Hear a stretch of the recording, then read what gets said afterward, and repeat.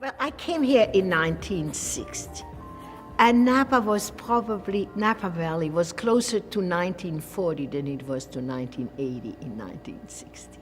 It was still, there wasn't a vine before Yountville, really. It was an unpaved road, a gravel road. Certainly there were no restaurants. All that changed in 1976 when a wine tasting in Paris, staged by two expats, Patricia Gallagher, an American writer living in France, and Stephen Spurrier, a British wine salesman, put California on the map. Paris Tasting was an event that came about through Stephen Spurrier, who was this kind of eccentric wine merchant based in Paris. He was looking for ways to promote his wines, and given that it was the bicentennial year of the United States of America, he decided to have a tasting with some American wines and to taste them against the French wines. The media assumed it would be a sleepy little event. Instead, Saturday, May 24th, 1976 rocked the world of French wines and brought Napa Valley world attention. I heard about the Paris tasting first when I got an invitation to attend it, and like every other journalist in Paris at the time, I said, this is a non-story. Nobody's going to ever write a story because everybody knew that France made the best wines in the world. Tabor was the only one to get the scoop. His article for Time, Judgment of Paris, spread the news around the world. The story began when the pair set off for America to handpick 6 California wines for their tasting. You've got Warren Winiarski, who sort of embodies the American dream of packing up his family and setting off to pursue something that he loves and wants to do.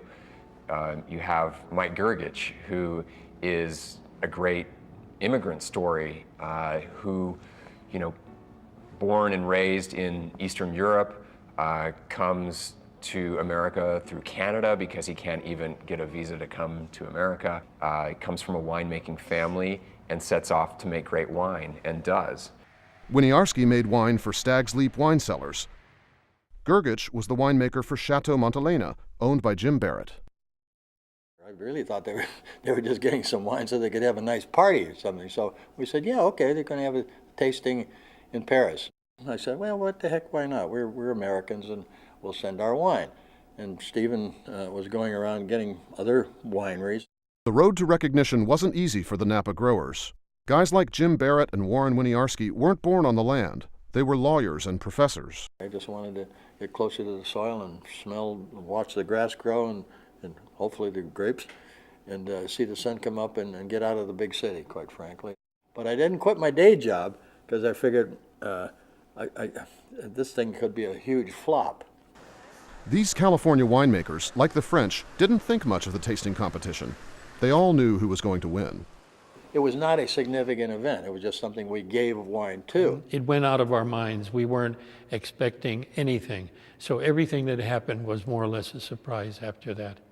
Spurrier and Gallagher bought Chardonnays and Cabernet Sauvignons, then turned to the California winemakers to help them get the wines to Europe. He got a group of people who, including some vintners, who were going to France on a tennis and winery tour, and they took the wines as hand luggage with them on their plane. We physically carried them, lugging them around, in those six-pack dealers, and then delivered them when we got off the plane. And we thought, well, good riddance. We're not having to lug this stuff around anymore. The tasting was staged at an historic Paris landmark. Well, the Intercontinental was one of the most famous hotels in Paris. It was just off the Rue de Rivoli, just down the street from the Louvre Museum. The wealthiest of the wealthiest could stay there. I remember going in that day. I walked in, at that point they were just setting up the tables. Waiters in tuxedos were setting up the tables for the tasting. 8 of the 10 judges that day were an elite group of France's top wine tasting experts, including Odette Kahn, doyenne of the wine writers. Stephen was able to get those judges because of the reputation that he had built in the French wine circles. And so kind of everybody knew Stephen, especially everybody that was in the industry.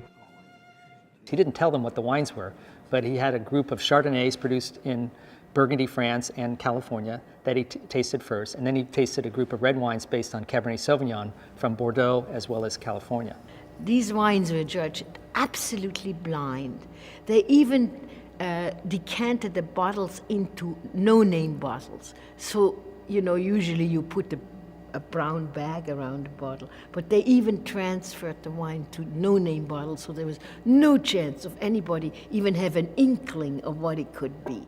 Well, he had some incredible wines from France. They were recognized as being top quality wines, no question about it. The judges confidently swirled and tasted the unmarked wines.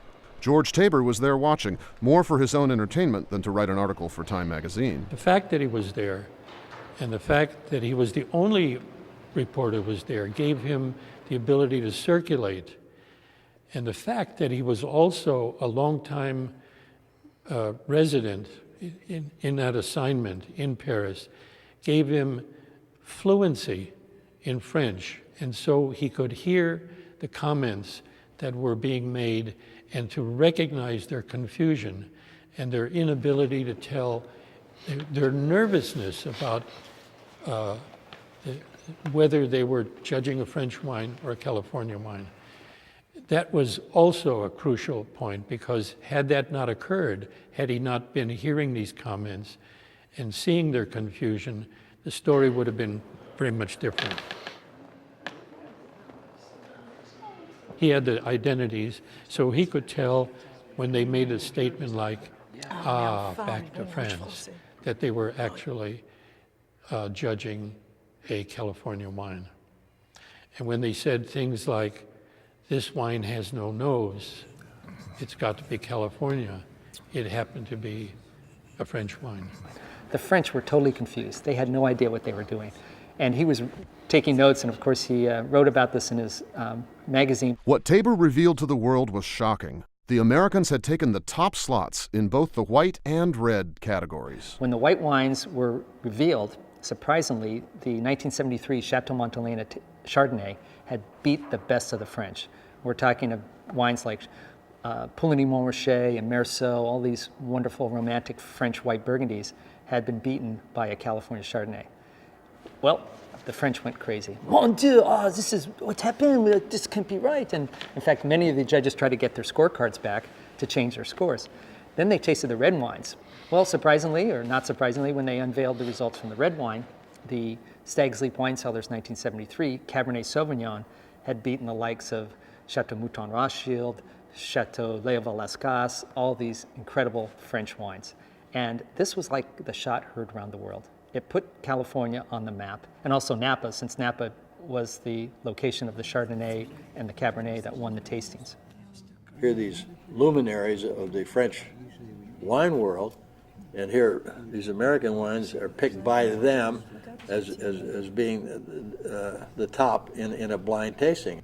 Finally, Tabor realized he had a big story on his hands. He called Jim Barrett, who was on the wine tour in France. He had won the top prize for whites. I walked out and picked up the phone, and he said, "This is George Tabor of Time magazine." Well, that's the who part of it, and that he worked for Time magazine. Everybody knew Time magazine. It was a huge thing. And I was more interested in what he then said, which was, you just won the Paris tasting. And I wanted to say, hot damn. But he says, what's your reaction? Like, you're asking questions. And I said, I thought to myself, my mind was just racing. I thought, if I say the wrong thing, they're going to kick all of us out of France if I shoot my big mouth out. And furthermore, if I do that, they won't let me back into the Napa Valley. So I was really, really kind of thinking about it. And I said, well, not bad for kids from the sticks. And he says, well, how did this happen?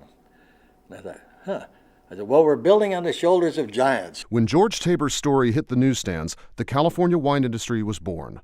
People were buying California wines not just across the United States, but around the world. The change across the Atlantic was dramatic. The Napa landscape and the lives of the winemakers were never the same again. The prunes and the pears and the walnuts were taken out and vineyards were planted. This was the golden age, because we now had a standard. We now had, we had this Paris tasting that it was proven that California could produce wines that were appreciated. And of course, then sales increased. We started to export. All of that happened. And tourists, and tourists.